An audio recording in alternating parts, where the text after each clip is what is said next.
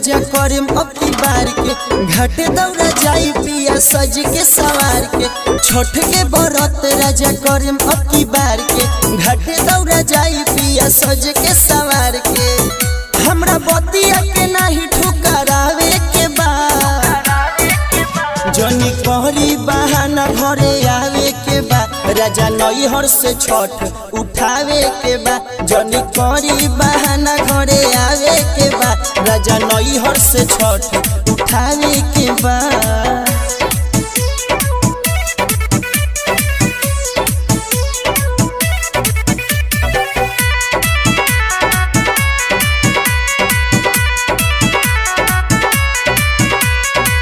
लह चलो चलो चकत बहनी चली है डगहरिया पीछे पीछे गीत गावा चलबे संवरिया लह चलो चलो चकत बहनी चली है डगहरिया पीछे पीछे गीत गावा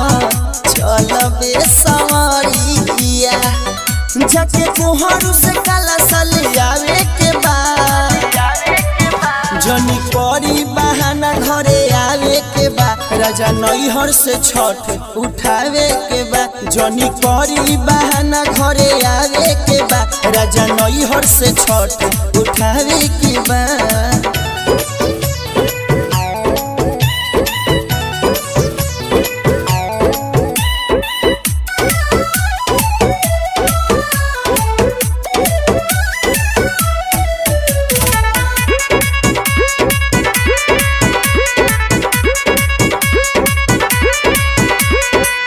धूमधाम से होई अब की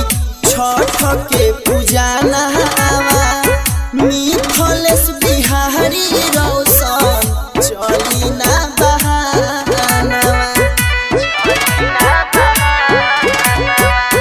धूमधाम से होई अब की छठ के पूजा नहावा मिथलेश बिहारी रोशन चली ना बहानावा अपना बबुओ से कोसी भरावे के बाद